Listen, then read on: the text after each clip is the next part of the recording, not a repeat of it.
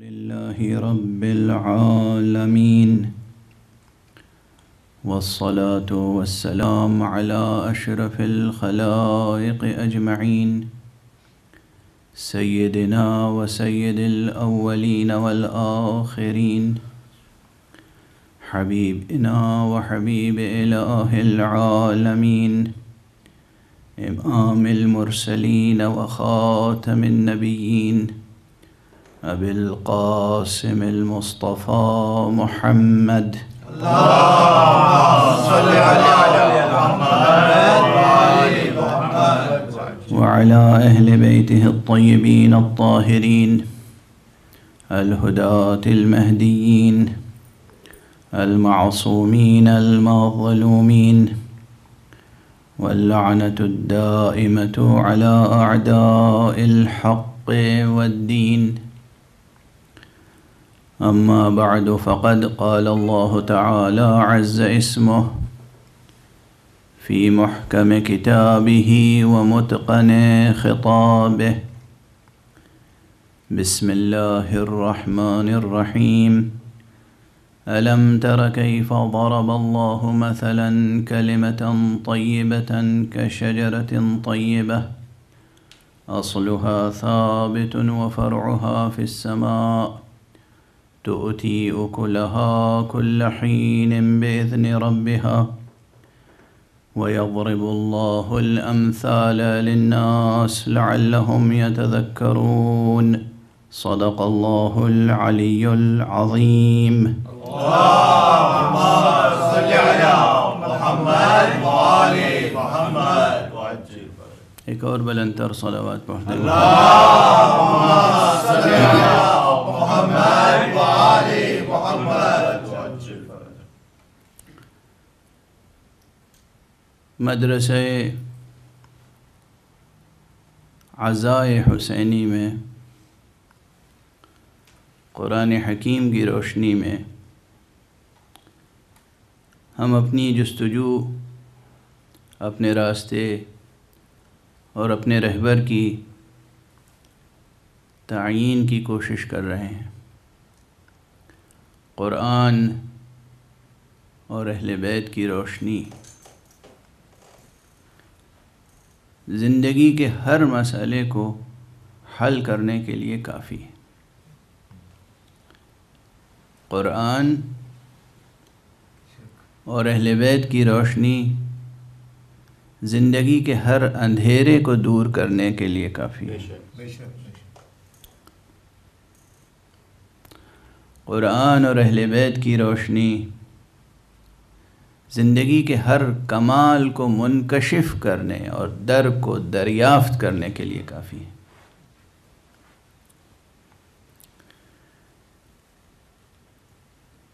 ظاہر ہے کہ ہر چیز کے شرائط ہوتے ہیں، ہر چیز کے شرائط ہیں، حتیٰ کہ حقیقت توحید سے وابستگی کے بھی شرائط ہیں، اور حقیقت توحید سے وابستگی کے بعد ثمرات توحید سے متمتع ہونے کے بھی شرائط ہیں. ثمرات توحید ہیں.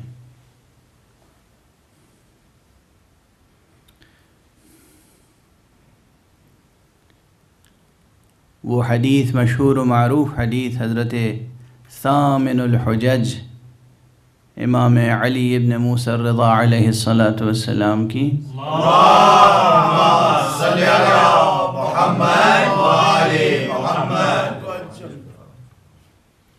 اسی حقیقت کی طرف اشارہ کرتی ہے. آپ نے اعلان فرمایا کہ کلمۃ لا الہ الا اللہ حصنی. حق سبحانہ و تعالیٰ کا ارشاد ہے. اللہ سبحانہ و تعالیٰ فرماتا ہے حدیث قدسی میں، وہ بھی وہ حدیث قدسی جو ایسے سلسلے سند کے ساتھ ہم تک پہنچی ہے کہ اس سلسلے سند سے متعلق بزرگان محدثین کہتے ہیں کہ صرف اس سلسلے سند کو کسی دیوانے پر پڑھ کے دم کر دو تو ہوش مند ہو جائے گا. کسی مجنون کو اگر عاقل بنانا ہو، اور خدا کی قسم یہ جملہ امام احمد ابن حنبل کا ہے. امام احمد ابن حنبل اور ان کے علاوہ اور محدثین یہ کہتے آئے ہیں اور اس سے عملاً تجربہ کرتے آئے ہیں. اور میں سمجھتا ہوں کہ اس فقرے میں جو معنویت ہے وہ بہت گہری ہے. جنون کی بھی قسمیں ہیں اور علاج کی بھی قسمیں ہیں. اگر کوئی شخص جنون میں مبتلا ہو تو اسے عاقل بنانے کے لیے یہ سلسلہ سند کی قراءت کافی ہے. یعنی کیا؟ یہ کس قسم کا جنون ہوگا جس کے لیے اس سلسلہ سند کی قراءت کافی ہے. یہ سلسلہ سند پہچان لے کہ ہمیں واقعاً نور و عقل و علم و عرفان کہاں سے مل سکتا ہے. سبحان اللہ. یہ سلسلہ سند ان اسماء مبارکہ میں، ان مبارک ناموں میں وہ تاثیر ہے کہ انسان عقل اور ہوش و خرد کی دولت سے مالا مال ہو سکتا ہے.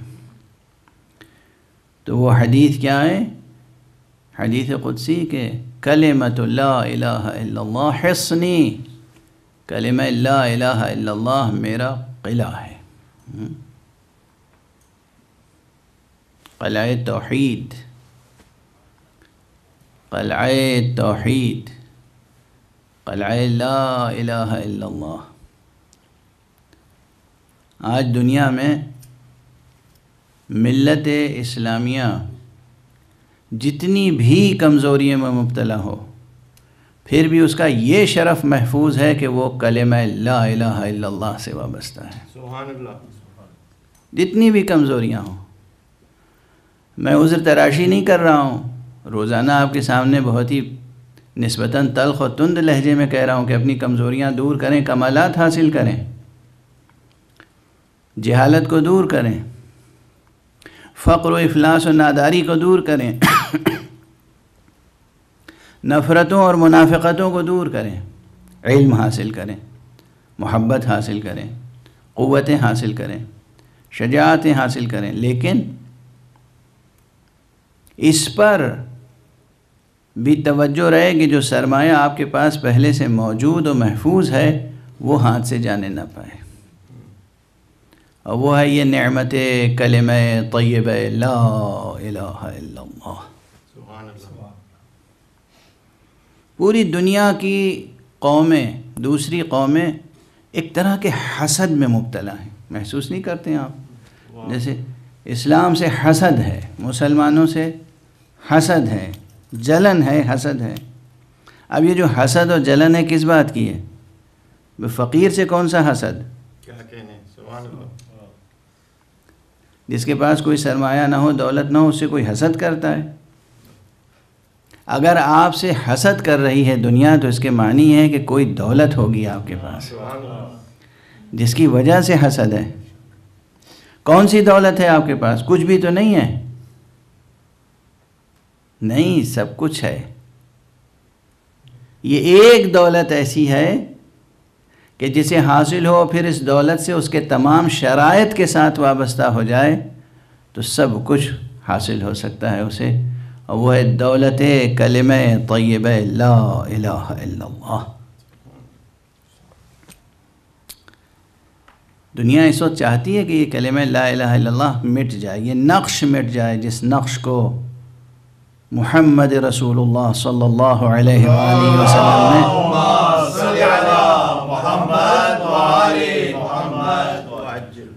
اور ان کے اہل بیت اطہار اور ان کے اصحاب اخیار نے اپنے پاک و پاکیزہ لہو سے تحریر کیا ہے. اس نقش کو ابھارا ہے، متن زندگی پر اس نقش کو ابھارا ہے.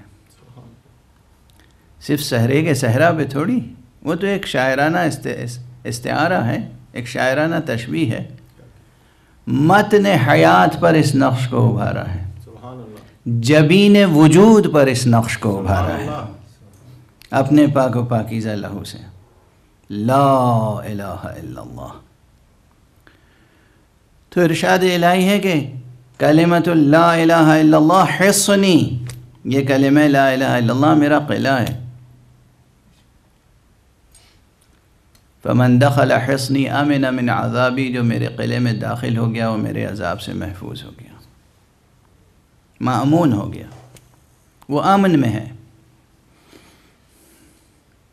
ہاں آپ حضرات دنیا میں امن کی تلاش کرتے ہیں، کرنا بھی چاہیے، ہر جگہ امن قائم کرنے کی کوشش کرنی چاہیے، لیکن یہ نہ بھولیں کہ اصل امن یہ ہے کہ ہم عذاب الہی سے امن میں رہیں. سبحان اللہ. چنانچہ کافی میں، کتاب شریف کافی، اب ایک تسلسل سے ذہن میں جس ترتیب سے مطالب آ رہے ہیں گزارش کرتا چلا جا رہا ہوں. آپ حضرات ایک صلوات پڑھتے ہیں محمد اللہم صلی علی محمد وآل محمد وعجل. علامہ ثقۃ الاسلام، ثقۃ الدین والحق، ابو جعفر محمد ابن یعقوب کلینی نے کتاب شریف کافی میں صحیح سند کے ساتھ، جب میں کہہ رہا ہوں صحیح سند تو صحیح سند پرکھنے کے بعد گزارش کر رہا ہوں، صحیح سند کے ساتھ امام معصوم سے چند چھوٹی چھوٹی دعائیں نقل کی ہیں، چھوٹی چھوٹی دعائیں، مختصر مختصر، جنہیں میں کہتا ہوں یہ جوامع کلم ہیں، مختصر ترین متن اور مفصل ترین مضمون. ایک شخص آتا ہے امام معصوم کی خدمت میں اور کہتا ہے کہ آقا کچھ تعلیم فرمائیے، ایسی دعا تعلیم فرمائیے جو میرے لیے کافی ہو جائے. دیکھیے کیا مختصر متن ہے اور کتنے مفصل اس میں مطالب ہیں. فرماتے ہیں تم یہ صحیح و سند روایت ہے، میں عرض کر رہا ہوں، فرماتے ہیں یہ دعا کیا کرو، یا من دلنی علی نفسہ وذلل قلبی بتصدیقہ اسألک الامن والایمان. بس صرف اتنی سی دعا، یا من دلنی علی نفسہ وذلل قلبی بتصدیقہ اسألک الامن والایمان. کہ یہ کافی ہے تمہاری دنیا و آخرت کے لیے کافی ہے. ایک صلوات پڑھ دیجئے محمد اللہم صلی علی محمد وآل محمد. یعنی کیا؟ اب دیکھیے یہ متن بھی ایسا اس وقت ذہن میں اور زبان پر آ گیا جو ہمارے صلب موضوع سے بھی مربوط ہے، اصل موضوع سے، جستجو راستہ راہبر، اور قرآن و اہل بیت کی روشنی سے بھی مربوط ہے. اور مطالب اس میں اتنے بے پناہ ہیں کہ پورا عشرہ تو اسی صرف متن دعا پہ پڑھا جا سکتا ہے.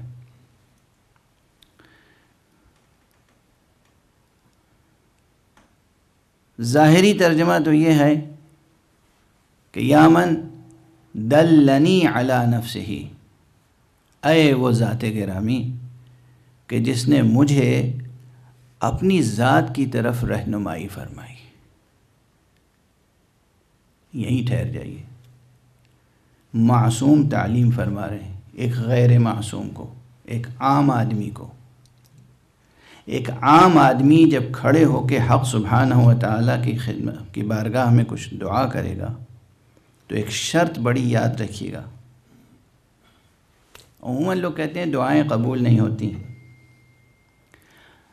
کوشش کیجئے، سعی کیجئے کہ مقام دعا میں جتنے بھی الفاظ زبان سے ادا ہو رہے ہوں، دل اور دماغ کے ساتھ، آپ اپنے وجود کے ساتھ واقعاً ان الفاظ کے معانی کی تصدیق کر رہے ہوں. یعنی جو لفظ ادا کر رہے ہوں وہ آپ کی طلب ہو. ایسا نہ ہو کہ طلب کچھ اور ہے اور لفظیں کچھ اور. مجھے معلوم نہیں کہ وضاحت ہو پائی یا نہیں. محرم ہے، پروردگار توفیق عطا فرمائے آپ تمام حضرات کو کہ روز عاشور کا انتظار نہ کریں، روزانہ زیارت عاشورہ پڑھیں.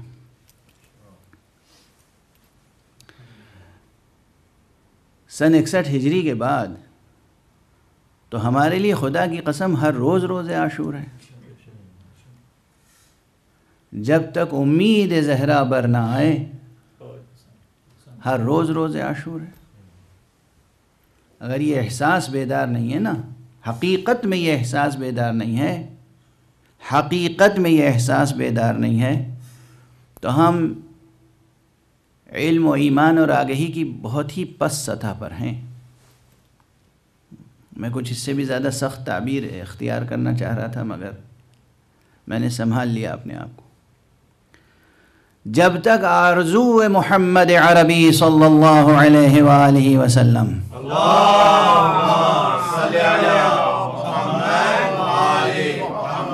پوری نہیں ہوتی، جب تک امید مصطفیٰ پوری نہیں ہوتی، جب تک حضور صلی اللہ علیہ وآلہ وسلم کا منصوبہ پورا نہیں ہوتا، اس وقت تک ہمارے لیے ہر روز روز عاشور ہے.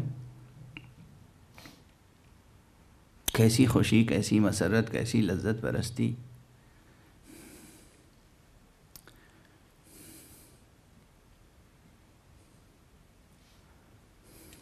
ہے سخت مرحلہ ہے.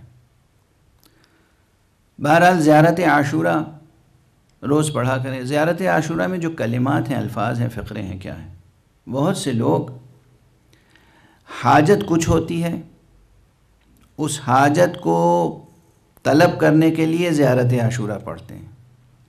یعنی خود زیارت عاشورہ میں جو مطالب ہیں، جو مطالبے ہیں، جو طلب ہے زیارت عاشورہ میں، اس میں جو دعائیہ فقرے ہیں، ان دعائیہ فقروں کے مضامین سے کوئی تعلق نہیں ہے.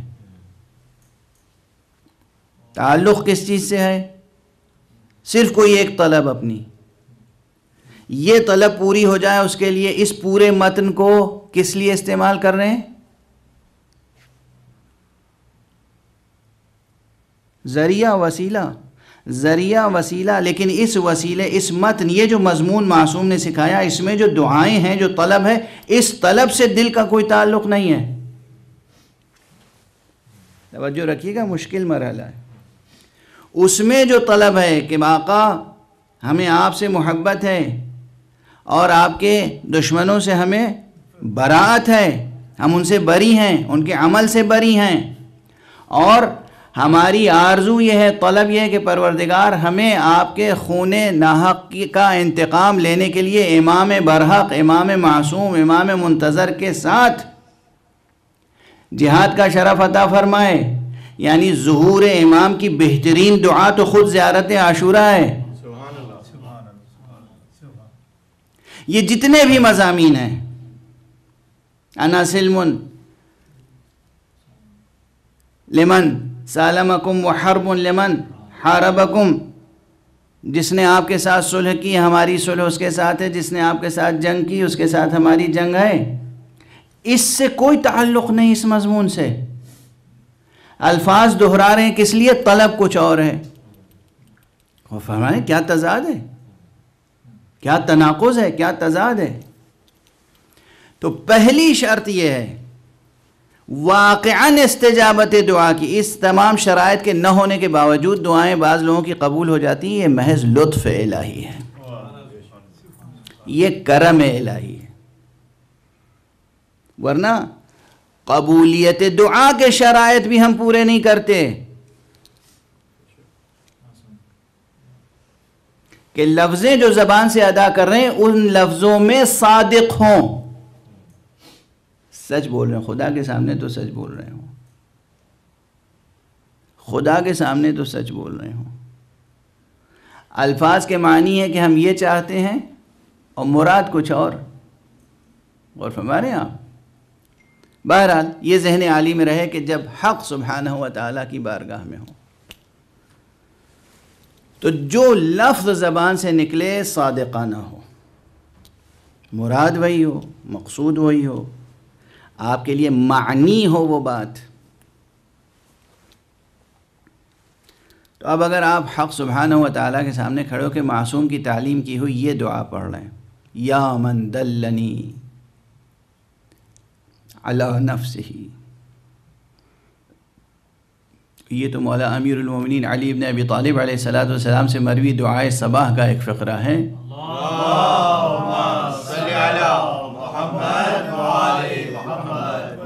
یا من دل علی ذاتہ بذاتہ وتنزہ عن مجانست مخلوقاتہ. اے وہ پروردگار جس نے اپنی ذات پر اپنی ہی ذات کے ذریعے سے رہنمائی فرمائی. اے وہ یا من دل علی ذاتہ بذاتہ. یہاں حکیمانہ اور فلسفیانہ اور معرفت کے بہت سے باب ہیں جو اس چھوٹے سے فقرے میں چھپے ہوئے ہیں. پورا علم کلام قربان ہو جائے اس ایک فقرے پر، باب توحید میں. تو وہاں فرمایا یا من دل علی ذاتہ بذاتہ. تو کیا یہ کیفیت صرف امیر المومنین علی ابن ابی طالب علیہ السلام کے تعلق سے؟ ایک صلوات پڑھیے. اللہم صلی علی محمد وآل محمد. یعنی جناب امیر المومنین علیہ السلام کی ذات گرامی وہ ہے کہ جو براہ راست حق سبحانہ و تعالی نے اپنی طرف ان کی دلالت فرمائی، ان کی رہنمائی فرمائی. معرفت امیر المومنین کا رتبہ تو بہت بلند ہے. میں حدیث آپ کے سامنے گزارش کر چکا ہوں. رسول اللہ صلی اللہ علیہ وآلہ وسلم نے فرمایا اللہم صلی علی محمد وآل محمد. اے علی، خدا کو نہیں پہچانا مگر میں نے اور تم نے. مجھے کسی نے نہیں پہچانا مگر خدا نے، اور تم نے اور تمہیں کسی نے نہیں پہچانا مگر خدا نے اور میں نے. یہ تثلیث معرفت اپنی جگہ ہے. یہ ایک الگ منطقہ ہے معرفت کا، عرفان کا، ادراک کا. وہ ایک الگ بحث ہے کہ حق سبحانہ و تعالی نے اپنی ذات پر اپنی ہی ذات کے ذریعے سے رہنمائی فرمائی. یہاں ایک عام انسان کو تعلیم فرمایا جا رہا ہے کہ تم یہ کہو یا من دلنی علی نفسہ. اے وہ پروردگار کہ جس نے اپنی ذات پر میری رہنمائی فرمائی. تو یہ کہنے والا اپنے اس کہنے میں صادق ہے یا صادق نہیں ہے؟ وہ معصوم سکھا رہے ہیں. بس یہاں ٹھہر کے عرض کر دوں کہ ہاں، معصوم سکھا رہے ہیں اور حقیقت پر مبنی بات سکھا رہے ہیں. صادق ہے. کوئی فرد بشر ایسا نہیں ہے جس کی فطرت میں یقین حق موجود نہ ہو. علائق دنیا کی بنا پر وہ خود اپنے گوہر فطرت پر تحریر عبارت سے غافل ہو جائے، یہ دوسری بات ہے. لیکن اس کے نگین فطرت پر جو کندہ ہے کلمہ، وہ ہے کلمہ لا الہ الا اللہ. صلوات پڑھتے محمد. اللہم صلی علی محمد وآل محمد. ایک اور ذرا بلندر صلوات. اللہم صلی علی محمد وآل محمد وعجل فرجہ. اور یہی بات سورہ مبارکہ قرآن مجید کے سورہ مبارکہ روم میں کہی گئی، جہاں دین کی طرف متوجہ کیا گیا اور دین کے التزام کے لیے کہا گیا کہ ملتزم رہو، متمسک رہو، اس دین سے قائم رہو. اس دین پر کیا کہا گیا؟ فَأَقِمْ وَجْهَكَ لِلدِّينِ حَنِيفًا فِطْرَةَ اللَّهِ الَّتِي فَطَرَ النَّاسَ عَلَيْهَا. بس تم اپنا رخ اس دین کی طرف کیے رہو جو دین عین فطرت الہیہ ہے. فطرت فَأَقِمْ وَجْهَكَ لِلدِّينِ حَنِيفًا فِطْرَةَ اللَّهِ الَّتِي. یہ فطرت الہیہ ہے. تو گوہر فطرت میں حقیقت توحید کی طرف دلالت موجود ہے. اس لیے معصوم کہہ رہے ہیں کہو یا من دلنی علی نفسہ. اے وہ ذات کہ جس نے میری رہنمائی کی اپنی ذات کی طرف، اور وَذَلَّلَ قَلْبِي بِتَصْدِيقِهِ، اور میرے دل کو اس کی تصدیق پر مائل کیا. ذللہ کا ترجمہ میں مجھے معلوم ہے کہ لغت دیکھنے والے کیا ترجمہ کریں گے. میرے دل کی زمین ہموار کی اس معرفت کے لیے. تجھ سے بس دو چیزیں مانگ رہا ہوں. اسألک الامن والایمان، اے پروردگار میں تجھ سے امن کا طلبگار ہوں اور ایمان کا۔ اور یہاں لطف کی بات یہ کہ یہ بھی غور کیجئے، جب دلالت کی اور دل کو مائل بھی کر دیا تو عام آدمی سوچے گا پھر ایمان تو حاصل ہی ہو گیا، پھر تحصیل حاصل ہے۔ نہیں، نفس کی میں ڈوب کر دیکھیے، کبھی یہ ہوتا ہے کہ انسان کسی حقیقت سے آگاہ ہوتا ہے پھر بھی اس کا اعتراف نہیں کرتا۔ آگاہ ہونا الگ ہے، اعتراف کرنا الگ ہے۔ شرافت قلب و کرامت عقل انسانی یہ ہے کہ حقیقی آگہی کا اعتراف کرے۔ اعتراف اگر نہیں ہے، آگاہی کا اعتراف نہیں ہے، تو یہیں سے طبیعت میں دوئی اور ثنویت اور منافقت پیدا ہوتی ہے۔ آگاہی ہے، اعتراف نہیں ہے۔ بہرحال میں عرض کر رہا تھا کہ چھوٹی چھوٹی دعائیں ہیں۔ ایک دعا اور ہے، میں اس کو بھی ذکر کروں، وہ بھی چونکہ صحیح السند ہے اس لیے اسے تبرک و تحفہ سمجھ کے جائیے گا اس عشر محرم کا۔ ایک صلوات پڑھیے محمد اللہم صلی علی محمد وآل محمد۔ اسی کتاب شریف کافی کی کتاب الدعاء میں یہ بھی بالکل صحیح السند، پرکھی ہوئی سند کے ساتھ۔ اس میں 4 فقرے ہیں، اس میں 2 فقرے تھے، اس میں 4 فقرے ہیں۔ معصوم نے فرمایا جستجو، طلب و منزل کس چیز کی ہو؟ ایسے ہی کوئی شخص آیا اور امام معصوم سے پوچھا کہ فرزند رسول، حجت خدا، امام برحق، تعلیم فرمائیے کوئی دعا کہ میں حق سبحانہ و تعالیٰ سے کیا مانگوں، ہم خدا سے کیا طلب کریں؟ فرمایا یہ دعا مانگو، مختصر سی ہے، 2 سطریں، 1.5 سطریں، بلکہ 1 سطر۔ اللہم اوسع علی فی رزقی وامدد لی فی عمری واغفر لی واجعلنی ممن تنتصر به لدینک ولا تستبدل بی غیری۔ بس اتنی سی دعا ہے۔ یہ بھی یعنی جوامع کلم ہیں، ملتزم ہو جائے کوئی اس کا۔ پہلی چیز کیا ہے؟ اے پروردگار میرے رزق میں وسعت عطا فرما۔ اللہم اوسع لی یا اوسع علی فی رزقی، 2 متن ہیں۔ اور وامدد لی فی عمری، میری زندگی میں درازی عطا فرما، طول عمر عطا فرما۔ اللہ کی عبادت کے ساتھ طول عمر نعمت ہے، اللہ کی معصیت کے ساتھ چھوٹی سی زندگی بھی عذاب ہے۔ اللہ کی اطاعت کے ساتھ طول عمر نعمت ہے، نعمت۔ جتنی طویل زندگی ہوگی اطاعت خدا کے ساتھ اتنی ہی وسیع و عریض بہشت نصیب ہوگی، جنت بھی اتنی ہی بڑی ملے گی۔ تو طول عمر۔ تیسری چیز واغفر ذنبی، میرا گناہ معاف فرما دے۔ اور یہ آخری دعا جو ہے یہ بہت، یہ فقرہ کیا ہے؟ فقرے میں ارشاد فرمایا وَاجْعَلْنِي مِمَّن تَنْتَصِرُ بِهِ لِدِينِكَ، اور مجھے ان میں سے قرار دے جن کے ذریعے سے تو اپنے دین کی نصرت فرما۔ مجھے ان میں سے قرار دے جن کے ذریعے سے تو اپنے دین کی نصرت فرما۔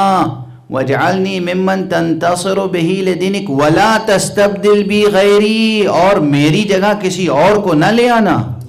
تبدیلی نہیں چاہتا میں یہ نہیں چاہتا کہ یہ خدمت مجھ سے نہ لے کر کسی اور سے لی جائے۔ نصرت دین مجھی سے لینا، میری جگہ کسی اور کو، یعنی مجھ سے یہ خدمت سلب کر کے کسی اور کو تفویض نہ کرنا، یہ بہت بڑی بات ہے۔ زندگی میں پروردگار لوگوں کو خدمت کے موقع دیتا ہے، وسیلے دیتا ہے، موقع دیتا ہے، اور اگر انسان ان وسائل سے اور ان موقعوں سے اور ان فرصت سے کام نہ لے، اپنی نفس پرستی میں مبتلا رہے، تو پھر اس سے وہ موقع، وہ فرصت، وہ توفیق سلب ہو جاتی ہے، پھر ہمیشہ کف حسرت ملتا رہتا ہے، کف افسوس ملتا رہتا ہے انسان. وہ گئی فرصت، اب یہ فرصت، یہ توفیق کسی اور کو نصیب ہوگی، آپ کی قسمت سے گئی. یہاں دعا یہ پروردگار وَاجْعَلْنِي مِمَّن تَنْتَصِرُ بِهِ لِدِينِكَ، مجھے ان میں قرار دے جن کے ذریعے سے تو اپنے دین کی نصرت فرمائے گا. تو یہ جب یہ کلمات زبان سے ادا ہوں تو اس پر پوری طرح سے دل کی تصدیق ہو، واقعاً یہی طلب ہو، واقعاً یہی طلب ہو قلب کی. اگر طلب کچھ اور ہے، دل کا مطالبہ کچھ اور ہے اور زبان پر لفظیں کچھ اور ہیں، تو وہ دعائیں کبھی قبول نہیں ہوں گی. پروردگار ہمیں اور آپ کو توفیق عطا فرمائے کہ ہم خدا کے سامنے جب کھڑے ہوں تو کم سے کم صادق القول ہوں. صلوات پڑھ دیجئے محمد و آل محمد. اللهم صل على محمد وآل محمد. بہرحال وقت گزرتا چلا جا رہا ہے اور اب یہ باتیں ذہن میں آ گئیں آج اس وقت، تو میں نے کہا کہ گزارش کرتا چلوں. یہ 2 مختصر دعائیں جسے بھی یاد ہو گئیں اور اس نے اپنی زندگی کا وظیفہ و ورد اسے بنا لیا، تو وہ دیکھے گا کہ اس دنیا میں بھی اس کی شان کیا ہے اور برزخ میں بھی کیا ہے اور آخرت میں بھی کیا ہے انشاءاللہ بفیض نور قرآن و نور اہل بیت. ایک صلوات پڑھ دیجئے محمد. اللهم صل على محمد وآل محمد وعجل. بات کمالات کی ہو رہی تھی، جستجوؤں کی ہو رہی تھی، اور میں نے کل گزارش کی آپ کے سامنے کہ پہلا کمال، کل تک جو گزارش کی، پہلا کمال علم ہے، دوسرا کمال محبت ہے، اور اس کے بعد جتنے کمالات ہیں وہ انہی 2 چیزوں سے وجود میں آتے ہیں. یہاں پر جب بار بار میں کہہ رہا ہوں کمال اول علم ہے، علم ہے، علم ہے، تو ایک چیز کی وضاحت کر دوں، اگرچہ ذہین افراد کے لیے وضاحت ضروری نہیں ہے، لیکن چونکہ سامعین کا طبقہ اس میں ہر طبقے کے لوگ ہوتے ہیں، بچے بھی ہوتے ہیں، نوخیز بھی ہوتے ہیں، نوجوان طالب علم ہوتے ہیں، جو ذرا سی باتوں میں کنفیوز رہتے ہیں، تو ان کے لیے وضاحت اور کلیریفیکیشن ضروری ہوتا ہے. جب ہم کہہ رہے ہیں علم علم علم، تو علم کے معنی صرف یہ نہیں ہے کہ معلومات کو رٹ لیں آپ، علم سے مراد یہ نہیں. ٹرمینالوجیز اور ڈیفینیشنز اسے رٹتے چلے جائیں اور ہر موقع پر معلوم ہوا کہ انسائکلوپیڈیا اٹھا لی کوئی ایبریجڈ ایڈیشن مختصر سا، اور اس میں دنیا کے ہر علم کی اصطلاحیں ہیں، ہر علم کی، ہر ڈسپلن کی، ہر سائنس اور ہر آرٹ کی ٹرمینالوجیز ہیں، اسے رٹ لیا، ڈیفینیشن رٹ لی، اور اس کے بعد موقع بے موقع جہاں زبان کھولی بس وہ بیان کرنا شروع کر دیا. آپ عالم ہو گئے، علم اس کا نام نہیں، ہرگز اس کا نام نہیں. اولاً تو اس طرح سے واقعاً ٹرمینالوجیز اور ڈیفینیشنز بھی سمجھ میں نہیں آتی ہیں، الفاظ رٹ لیں آپ تب بھی سمجھ میں نہیں آتی. اگر فرض کیجئے کہ ظاہری طور پر آپ نے واقعی اس کا مطلب بھی سمجھ لیا ہے، تب بھی صرف رٹ لینے سے بات نہیں بنتی. ہر علم، یہ جملہ یاد رکھیے گا، ہر علم اپنی مناسبت سے عمل کا مطالبہ کرتا ہے. جب تک وہ علم عمل کے سانچے میں ڈھل نہیں جاتا اس وقت تک معلومات حاصل کرنے والا عالم نہیں کہلاتا. ہر علم اپنی نسبت سے عمل چاہتا ہے. میں مثال عرض کر دوں، اور جب تک علم معلومات حاصل کرنے کے بعد جب تک عمل میں ٹرانسفر نہ ہو، عمل میں ٹرانسلیشن نہ ہو، ورڈ ٹو ورڈ ٹرانسلیشن نہیں، word to action translation, word to word translation نہیں، ورڈ ٹو ایکشن ٹرانسلیشن. یہ جب تک ٹرانسلیشن نہ ہو اس وقت تک کمال نہیں پیدا ہوتا. جسے کمال کہہ رہا ہوں میں، کمال کہ علم کمال ہے، نہیں، علم کمال، کمال وہ ہے جو صاحب کمال سے جدا نہیں ہوتا، یہ ہے جوہر کمال۔ لیکن رٹا ہوا مضمون آج رٹا اور دہرایا نہیں، کل بھول جائیں گے۔ جو لوگ صرف رٹتے ہیں زبان سے، وہ پھر رٹتے ہی رہتے ہیں پوری زندگی، دہراتے ہیں روزانہ روزانہ دہراتے ہیں تاکہ بھولنے نہ پائیں۔ لیکن یقین کیجئے کہ اگر وہ علم عمل میں، ایکشن، وہ ورڈ ایکشن میں ٹرانسلیٹ ہو گیا، پھر آپ کو دہرانے کی ضرورت نہیں ہے، پھر دوسرا بھی غلط پڑھے گا تو یہاں یاد آ جائے گا کہ صحیح یہ ہے۔ سبحان اللہ۔ اب جملہ بہت بڑا ہے اور فاصلہ بہت بڑا طے کر رہا ہوں میں ایک جملے میں، تاکہ جوہر مجالس عزائے محرم بھی برقرار رہے۔ بہت ہیں حافظ دنیا میں قرآن کے، آپ دیکھیں گے روزانہ وہ دہراتے رہتے ہیں۔ میں نے دیکھا ہے مکہ مکرمہ مسجد نبوی میں نے دیکھا ہے کہ نماز پڑھانے سے پہلے جو نماز پڑھانے کے لیے آتے ہیں، وہ پہلے وہ حصہ، وہ ٹکڑا جو نماز میں پڑھنا ہے اسے دہراتے رہتے ہیں۔ حافظ ہیں، بچپن سے حفظ کیا ہے قرآن، بچپن سے قرآن مجید حفظ کیا ہے، اور نہ جانے کتنوں کو حفظ کرایا ہے، مگر نماز پڑھنے سے پہلے وہ پھر وہ ٹکڑا، وہ رکوع، وہ سورہ جو پڑھنے جا رہے ہیں، وہ میں نے خود اپنی آنکھوں سے دیکھا ہے، وہ رٹتے ہیں دوبارہ تاکہ وہاں جا کر کہیں بھول نہ جائیں۔ واضح ہے؟ آپ زندہ ہیں،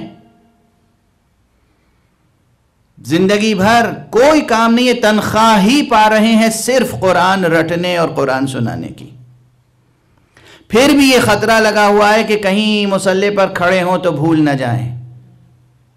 ایک یہ مثال ہے، ایک وہ مثال ہے اس قاری قرآن کی کہ جس کا جسم گھوڑوں سے پامال کیا جا چکا ہے، سر نو کے نیزہ پہ بلند ہے، لیکن قرآن کی تلاوت ہو رہی ہے۔ ابھی میں باب مصائب میں داخل نہیں ہو رہا ہوں، لیکن یہ حوالہ یاد رکھیں، یہ حوالہ یاد رکھیں۔ ماہ مبارک ہے، ماہ منور محرم ہے، ہر علم، ہر فن اپنی مناسبت سے عمل کا مطالبہ کرتا ہے، جو مولا امیر المومنین علی ابن ابی طالب علیہ السلام نے ارشاد۔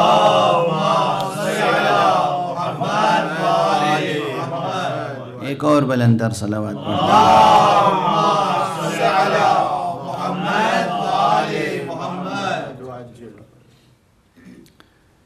فرمایا، مشہور فقرہ ہے، میں بار بار ممبر پہ عرض کرتا رہتا ہوں کہ آپ نے فرمایا العلم یہتف بالعمل، علم عمل کو آواز دیتا ہے۔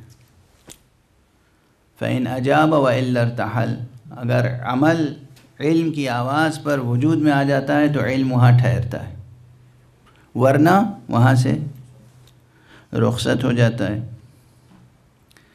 یہ کیفیت ہر علم کی ہے، ہر فن کی ہے۔ مثال عرض کر دوں، جیسے فرض کیجئے کسی کو شاعری کا شوق ہے، تو شاعری تو حقیقتاً اندر سے وجود میں آتی ہے، شاعری کا تعلق باطن انسان سے ہے، لیکن لفظوں کی سطح پر جو شاعری وجود میں آتی ہے تو اس کے کچھ قاعدے، قوانین، ضابطے مقرر ہیں، وزن، بحر، قافیہ، ردیف، اب اس کی اصطلاحیں مقرر ہیں۔ کوئی شخص علم قوافی اور علم عروض کو اچھی طرح سے پڑھ لے کسی سے، اور بس پڑھ لیا وہ کافی ہے۔ ہمارے یہاں نصاب تعلیم میں، لکھنؤ کے مدرسوں میں بھی، ہندوستان کے مدرسوں میں بھی علم عروض بھی پڑھایا جاتا تھا، اور امتحان میں اس کا ایک پرچہ بھی ہوتا تھا، مگر کچھ علماء تو ہمارے یہاں ایسے تھے کہ واقعاً بہت بلند پایا شاعر تھے، مگر کچھ ایسے بھی تھے کہ وہ علم عروض پڑھے بھی تھے، امتحان بھی دیا تھا اور پڑھاتے بھی تھے، مگر ایک مصرع موضوع نہیں کر سکتے تھے۔ بلکہ حقیقت ہے ایک صاحب ایسے تھے کہ جو تنکے سے مصرے ناپتے تھے. اب وہ چاہے ان کا مذاق رہا ہو لیکن وہ مشہور ہو گئے تھے کہ وہ ایک عبارت لکھی انہوں نے اور اس عبارت کو تنکے سے ناپا اور تنکا توڑ لیا اتنا سا اور پھر اس کے برابر عبارتیں لکھتے چلے جا رہے ہیں. اور سمجھ رہے ہیں یا سمجھا رہے ہیں کہ شاعری ہو گئی. جب تک علم عروض اور علم قوافی، میٹر کا علم اور رائمنگ کا علم آپ نے سیکھا، اس کے بعد اس کے مطابق مشق، ممارست، اس کی تطبیق، تب تک وہ ملکہ نہیں پیدا ہوتا. مشق کرتے کرتے کرتے کمال، جب شاعر بوڑھا ہوتا ہے تو اس کی شاعری جوان ہوتی ہے. کیوں؟ اس وقت اس کے اندر یہ ملکہ ہوتا ہے کہ بس کسی مضمون پہ کہہ دیجئے اور کسی مصرے پہ کہہ دیجئے تو اس کے سامنے الفاظ و قافیے ہاتھ جوڑے کھڑے ہوتے ہیں، جہاں سے جس کو چاہا نظم کر کے آگے بڑھ گئے. یہ ملکہ بن جاتا ہے. ملکہ کب بنتا ہے؟ جب مسلسل مشق ہو، جب مسلسل ایکسرسائز کر رہے ہوں آپ، جب مسلسل اس جو پڑھا ہے، جو علم حاصل کیا ہے، اس کو عمل میں تبدیل کریں. تو ہر فن، کسی نے فائن آرٹس کی بہت عمدہ کتابیں پڑھ لی ہوں اور کبھی ہاتھ میں اس نے منہ قلم، برش، رنگ، پینسل پکڑا ہی نہیں، کوئی تصویر، کوئی نقش بنایا ہی نہیں، کوئی مرقع بنایا ہی نہیں، تو سینکڑوں کتابیں آپ پڑھ لیجئے فائن آرٹس کی، لیکن ایک اچھا مرقع بنانے سے قاصر رہیں گے.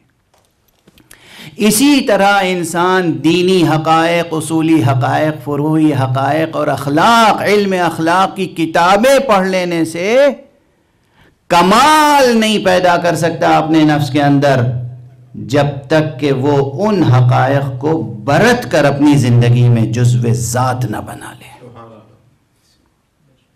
جب وہ اصطلاح اور اس کے اندر چھپا ہوا مضمون اور معنی بن کر آپ کی ذات کا جزو نہ بن جائے، اس وقت تک کمال وجود میں نہیں آتا. کمال.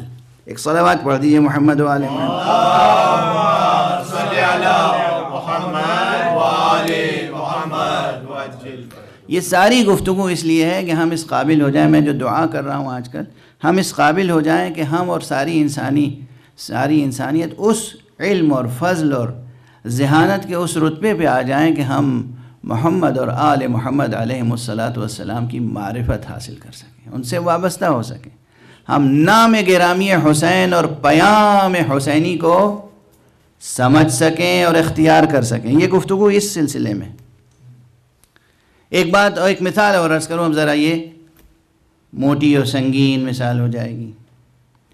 فلاسفہ کی فہرست میں جب کمال کی بات ہو رہی ہے، علم کمال ہے، محبت کمال ہے. ایک بات کہا کرتے تھے ہمارے بزرگ، اور وہ یہ کہ اگر کسی کے پاس 1 من علم ہو تو 10 من عقل ہونی چاہیے. یہ اساتذہ کہا کرتے تھے. اب ظاہر ہے بچوں کو سمجھانے کے لیے، جاہلوں کو سمجھانے کے لیے اس کے علاوہ اور تعبیر کیا ہو سکتی ہے؟ حالانکہ علم اور عقل من میں نہیں تولا جا سکتا، وہ کلو گرام میں اور کوئنٹل میں اور اس میں تو نہیں آپ تول سکتے ہیں. میں عرض کر چکا ہوں، مجرد حقیقتیں یا ایبسٹریکٹ ریئلٹیز ہیں، اسے آپ کسی ترازو میں تول نہیں سکتے. علم کو تولنا ہو تو علی کے در پہ جانا ہوگا، عقل کو تولنا ہو تو علی کے در پہ. ایک صلوات پڑھ دیجئے محمد. اللہم صلی علی محمد و آل محمد وعجل. علم کی میزان، عقل کی میزان، عمل کی میزان کوئی نہیں ہے سوائے ان معصوم ہستیوں کے. یہ ہے میزان علم، یہ ہے میزان عقل، یہ ہے میزان عمل. بہرحال تو علم کے ساتھ ساتھ عقل بھی ایک کمال ہے ذات انسانی کا. عقل کمال ہے ذات انسانی کی. بہت سے لوگ ایسے ہوتے ہیں معلومات بہت جمع کر لی، رٹ لی کتابوں کی کتابیں، مگر تطبیق کرنے میں غلطیاں ہو جاتی ہیں.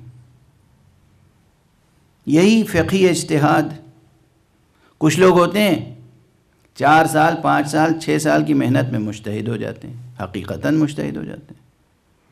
اور کچھ لوگ ہیں 20 سال 30 سال 40 سال 60 سال، حقیقتاً کوئی مبالغہ نہیں، حوضے میں ہیں، حوضے ہی میں پیدا ہوئے، حوضے ہی میں ہیں، روزانہ درس میں جاتے ہیں، مجتہد نہیں ہو پاتے.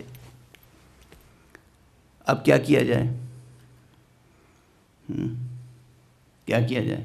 اور وہ پھر دوسروں کو اپنے اوپر قیاس کرتے ہیں. ہم تو بڈھے ہو گئے مجتہد نہیں ہو سکے، یہ جوان کیسے مجتہد ہو گیا؟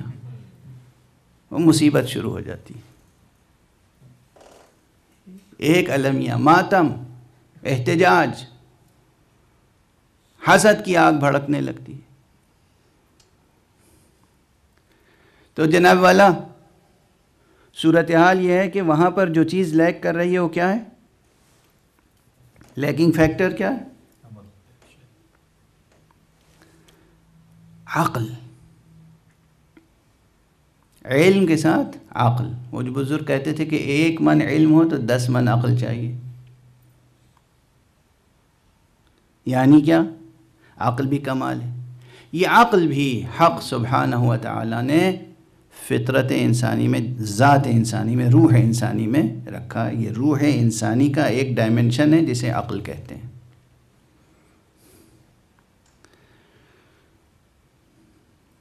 میں کیا کروں اب؟ ظاہر ہے کہ یہ سب کو معلوم ہے کہ یہ گفتگو کس ماحول میں ہو رہی ہے. پوری دنیا پر کووڈ-19 اور یہ کورونا کا سایہ ہے. تو سامنے میرے جو بیٹھا ہوا مجمع ہے وہ مختصر سا ہے، اس لیے میرا لہجہ، میری آواز، میری باتیں، مطالب سب متاثر ہیں اس سے. لوگ جو گزشتہ سال میری مجلسیں سن چکے ہیں اس سے قیاس کر رہے ہیں. تو آپ کا یہ قیاس باطل قیاس ہے. آپ یہ نہ سمجھیے کہ میں کوئی ایسا شخص ہوں جو رٹے ہوئے مطالب ہیں اور ایکشن ہیں سیکھے ہوئے کہ وہ کرنا ہے ممبر پر. یہ کام میرا نہیں ہے. تو جو باتیں عرض کر رہا ہوں اسے ان گزارشات کو سماعت فرمائیں اور گوش دل سے سماعت فرمائیں. ایک صلوات پڑھیں محمد وعلی اللہم صلی علی محمد وعلی محمد. ایک اور بلند صلوات پڑھیں. اللہم صلی علی محمد وعلی محمد. تو حق سبحانہ و تعالیٰ نے علم کا بیج آپ کی فطرت میں بو دیا ہے، اور عقل بھی آپ کی فطرت میں موجود ہے. پھر جو کہا جا رہا ہے علم حاصل کرو، علم حاصل کرو، علم حاصل کرو، یعنی وہ جو گوہر فطرت میں موجود ہے اس کو پروان چڑھاؤ. اب عقل کے باب میں بہت سی بحثیں ہیں، لیکن میں یہاں پر صرف اس وقت ایک فلسفی کی اصطلاحیں کوٹ کر کے آگے بڑھ جاؤں گا، چونکہ وقت بالکل ختم ہو چکا آج. اور وہ ہے ابو نصر فارابی. عظیم فلسفی، عظیم حکیم، عظیم دانشمند. تاریخ اسلام میں اور بلکہ پورے فلسفی کی ہسٹری میں ارسطوٹل کو کہا جاتا ہے معلم اول، اور فارابی کو کہا جاتا ہے معلم ثانی. معلم ثانی فارابی، ابو نصر، اس نے اپنے ایک مقالے میں عقل کے 3 مراتب سے متعارف کرایا ہے. کہ ایک ہے جسے کہتے ہیں عقل ہیولانی، یا اسی کو کہتے ہیں عقل بالقوہ. دوسری منزل ہے عقل بالفعل، اور تیسری منزل ہے عقل مستفاد. بعض نے 5، بعض نے 7 مراتب عقل کے معین کیے ہیں. دوسرے فلاسفہ ابن سینا اور ملا صدراء اور میر باقر داماد جو استاد ملا صدراء ہیں، وہ سب اقوال اس فقیر کی نگاہ میں ہیں، لیکن دامن وقت میں گنجائش نہیں ہے اور سب پر بحث کرنے کے لیے مستقل ایک باب چاہیے. 3 عقل بالقوہ کیا ہے؟ یا عقل ہیولانی، یعنی چیزوں کو سمجھنے کی قدرت اللہ نے آپ کی ذات میں رکھی ہے. دیکھیے زمینیں ہوتی ہیں نا، زمینوں کی قسمیں ہوتی ہیں. کچھ زمینیں ہوتی ہیں کہ جہاں دھان اور گیہوں بوئیں آپ، چھیٹیں روپیں، مگر وہ اگے گا نہیں، جمے گا نہیں، وہ زمین، وہ مٹی اسے قبول نہیں کرے گی۔ بعض جگہوں پر کہتے ہیں کہ یہ علاقہ جو ہے وہ دھان کے لیے بہت اچھا ہے، اور یہ علاقہ جو ہے گنے کے لیے بہت اچھا ہے نا۔ کم سے کم ہندوستان پاکستان کی یہ جو ہندوستان پاکستان بنگلہ دیش، یہ جو پورا ایک علاقہ ہے بر صغیر کا سب کانٹیننٹ، اس میں زرعی کلچر رہا ہے، اور اللہ کرے کہ محفوظ رہے صنعتی تباہ کاریوں سے، صنعتی کلچر کی تباہ کاریوں سے، اور سرمایہ داروں کے عیاریوں سے۔ خدا کرے کہ یہ کسان سلامت رہیں، کسانوں کے دست و بازو سلامت رہیں، ان کی زمینیں پانی سے سینچی جائیں، نفرت اور خون سے نہ سینچی جائیں۔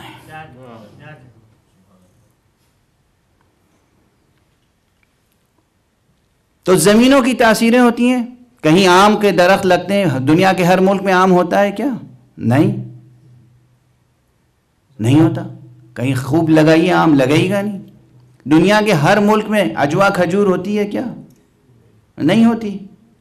تو صلاحیت سمجھ میں آئی کہ کہیں زمین میں کسی خاص چیز کی صلاحیت ہوتی ہے، اگر وہ صلاحیت ہوگی پھر اس میں وہ بیج ڈالا جائے گا، تب وہ درخت اگے گا۔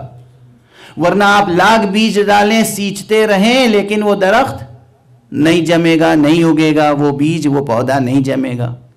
یہ جسم انسانی اور اس کے اندر چھپا ہوا نفس انسانی اور اس کے اندر پوشیدہ روح انسانی اور وہ حقیقت وجود انسانی، اس میں تعقل کی صلاحیت ہے بھی یا نہیں؟ جواب یہ کہ وہ صلاحیت، وہ قوت ہے۔ حق سبحانہ و تعالیٰ نے وہ قوت عطا کی ہے۔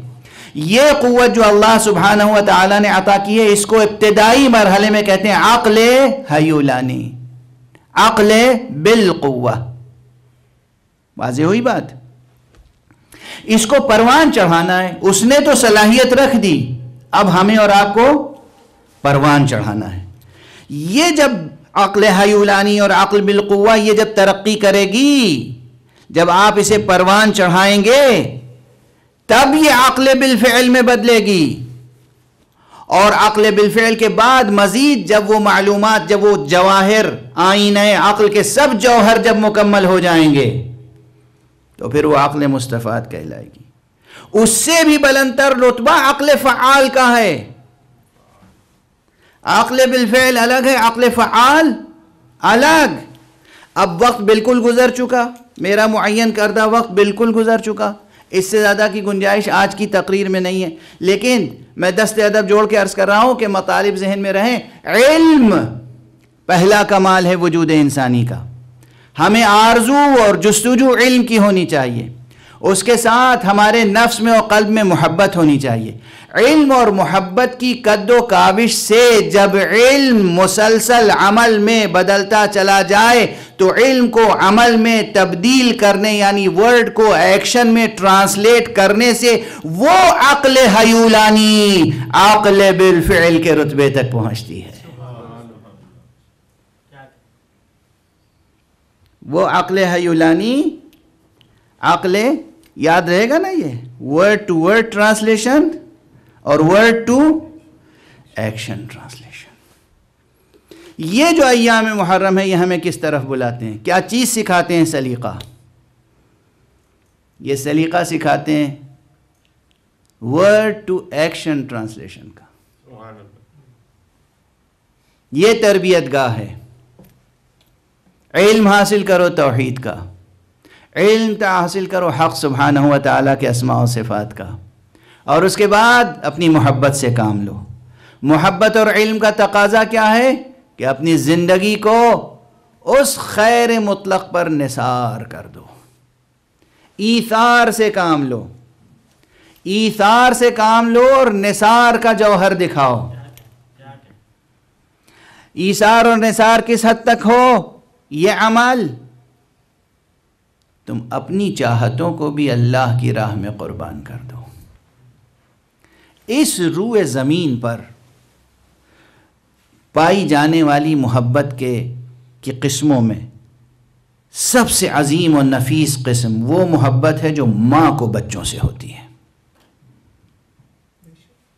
مائیں بچوں کی حفاظت کے لیے ہر چیز قربان کر دیتی ہیں، اپنی ذات کو بھی. مگر یہ کربلا ہے جہاں مائیں بچوں کو حق پر قربان ہونے کے لیے آمادہ کر رہی ہیں. آج 5 محرم ہے. آج خصوصیت کے ساتھ ایک ایسی ماں کا تذکرہ ہوتا ہے جو کربلا میں اپنے بھائی کے حق میں بھی ماں کی جگہ حرمت و عظمت و اہمیت رکھتی ہے. زینب کبریٰ، ثانی زہرا. بس اب دامن وقت میں بالکل گنجائش نہیں رہ گئی. میدان کربلا میں 1-2 نہیں، یوں تو 9 مائیں تھیں جن کے بچے شہید ہوئے ہیں. 9 مائیں ایک جائزے کے مطابق. ممکن ہے کہ کوئی شخص مزید تحقیق کرے اور اس میں کوئی اضافہ ہو سکے. اب تک جو میری اطلاع میں ہے 9 مائیں ہیں جن کے بچے حق پر قربان ہوئے ہیں. مگر ان بچوں میں اور ان ماؤں میں رتبے تو ہیں، رتبوں کا فرق ہے. زینب کے ہم رتبہ کون خاتون ہو سکتی ہے؟ نہ کوئی زینب کے ہم رتبہ ہو سکتا ہے، نہ کوئی بچہ زینب کے بچوں کے برابر ہو سکتا ہے. زینب کے 2 بچے ہیں، عون ابن عبداللہ ابن جعفر طیار اور محمد ابن عبداللہ ابن جعفر طیار. وہ تاریخی اختلاف اپنی جگہ ہے کہ محمد اور عون دونوں بی بی کی اولاد تھے یا صرف عون بی بی کے فرزند تھے، لیکن یہ بی بی تھیں. یہ تو سب کے بچوں کو اپنے بچوں کی طرح پالتی تھیں. اور کربلا میں عون و محمد دونوں زینب ہی کے بچے کہلائے. روزانہ ہر صبح اور ہر شام جو کربلا میں گزرتی تھی، زینب اپنے بچوں کو یہی سکھاتی تھی کہ ماموں پہ کیسے قربان ہونا ہے، حسین پہ کیسے قربان ہونا ہے. بچوں کو سمجھاتی تھیں کہ تم میرے بچے ہو، میں زینب ہوں، یہ میرا بھیا حسین یہ فاطمہ کا بیٹا ہے، یہ فرزند رسول ہے. یہاں صرف اپنا رشتہ نہ دیکھنا کہ تم وہ ماموں ہیں اور تم بھانجے ہو، یہ حجت خدا ہیں، یہ امام معصوم ہیں، یہ ولی اللہ ہیں، ان پر قربان ہونا ہے. اب شعراء نے، ادباء نے، خطباء نے اپنے اپنے انداز میں ہمیشہ بیان کیا، اور وہ باتیں جو ممکن تھیں جو ایک ماں اپنے بچے سے جن محبتوں اور الطاف کا اظہار کر سکتی تھی، شعراء نے خوبصورتی سے نظم کیا ہے اور منظر نگاریاں کی ہیں. میرے پاس اب اس وقت دامن وقت میں بالکل گنجائش نہیں ہے کہ شب بھر کس طریقے سے گیسوؤں میں شانے کیے، کس طریقے سے پیار کیا، کس طریقے سے سجایا. یہ بالکل بچے نہیں تھے، نوجوان تھے جنہیں عرف عام میں بچہ ہی کہا جاتا ہے. اور بیٹا تو ماں کی نظر میں کتنا ہی بڑا ہو جائے بچہ ہی ہوتا ہے. عون و محمد دونوں پر حضرت امام زمانہ نے زیارت ناحیہ میں خصوصی سلام کہا ہے اور اس میں ان کے اوصاف بیان کیے ہیں. یعنی عون و محمد کم عمری کے باوجود ان میں علم بھی تھا، معرفت بھی تھی، شجاعت بھی تھی، کمالات انسانی جمع تھے، کمالات معنوی جمع تھے. وہ فقرے زیارت ناحیہ کے اگر پڑھ لیں آپ تو اندازہ ہوگا کہ عون و محمد کا رتبہ کیا ہے، ان کی شخصیت سامنے آئے گی. حلیف الایمان، الناصح للرحمن، التالی للمثانی والقرآن، یہ سب امام زمانہ نے یا امام حسن عسکری علیہ السلام نے حضرت عون کے فضائل بیان کیے ہیں. 3-4 فقرے ہیں لیکن کمال سامنے آتا ہے جناب عون کا. شب عاشور گزری، شب بھر ماں بیٹوں کو سمجھاتی رہی. صبح عاشور آئی، اصحاب نے قربانیاں دیں، اور جب اہل بیت کے افراد شہید ہونے لگے تو ایک مرتبہ بس یہ دونوں بچے آئے ماموں کے پاس، ماموں جان ہمیں بھی اجازت دیجیے۔ سرکار سید الشہداء نے ایک مرتبہ نظر اٹھا کے نظر بھر کے دیکھا، جوان بھانجے، نوجوان بھانجے عون محمد، ہر ایک ان میں سے شبیہ حضرت جعفر طیار ہے۔ امام حسین کی آنکھوں میں آنسو ہیں مگر بھانجے مچل رہے ہیں۔ کہا بچوں تم اپنے ماں کے لیے وجہ تسلی ہو؟ کہا ماں ہی نے تو سجا کے بھیجا ہے، یہ تلوار کمر میں ماں نے حمائل کی ہے، میدان کی طرف جانے کے لیے ماں نے بھیجا ہے۔ امام نے دونوں کو پیار کیا اور میدان کربلا میں جانے کی اجازت دی۔ روایتوں میں دونوں بچوں نے بے پناہ جنگ کی ہے، یادگار جنگ کی ہے، نوخیز ہیں، نو عمر ہیں مگر خوب جنگ کی ہے، بے پناہ جنگ کی ہے۔ نہ جانے کتنے قتل کیے دشمن، لیکن کب تک جنگ کرتے؟ کہتے ہیں دشمنوں نے گھیرا ڈال کے دونوں بچوں کو چاروں طرف سے حملہ کرنا شروع کیا۔ اب تیر ہیں، نیزے ہیں، تلواریں ہیں، بچے شہید ہو کر زمین پر گرے اور آواز دی یا عمّا علیک منی السلام، یا ابا عبداللہ علیک منی السلام، اے ابو عبداللہ، اے فرزند رسول، یا ابن رسول اللہ، آپ پر ہمارا آخری سلام ہو۔ کہتے ہیں کہ آقا حضرت امام حسین تیزی سے میدان جنگ میں پہنچے، دونوں بھانجوں کے لاشیں اٹھا کے خیمہ گاہ میں لائے۔ یہاں پر آپ سنتے رہتے ہیں جب بھی کسی شہید کا لاشا آتا تھا، جو اصحاب میں سے ہوتے تھے انہیں فسطاط میں رکھتے تھے، جو بنی ہاشم میں سے ہوتے تھے ان کو الگ خیمے میں لاتے تھے جہاں بیبیاں ماتم کرتی تھیں، بیبیاں پرسہ دیتی تھیں ایک دوسرے کو۔ جب یہ لاشیں آئے ہیں، ہر لاشا جب آتا تھا تو اس لاشے کا استقبال زینب کرتی تھیں، لیکن جب عون و محمد کا لاشا لے کر سید الشہداء آئے ہیں تو جناب زینب نظر نہیں آئیں۔ پوچھا، زمین پر لاشا رکھا، بہن زینب کہاں ہیں؟ کہہ دو بہن زینب سے ان کی قربانیاں قبول ہو گئیں۔ بیویوں نے کہا زینب وہ گوشے میں سجدہ شکر ادا کر رہی ہیں، پروردگار تیرا شکر میری کمائی سوارت ہوئی، فاطمہ کے لال پر میرے بچے نثار ہو گئے۔ انا للہ و انا الیہ راجعون، رضا بقضائہ و تسلیما لامرہ، رضا بقضائہ و تسلیما لامرہ۔ پروردگار ہمیں علوم قرآن اور معارف اہل بیت سے آشنا فرما۔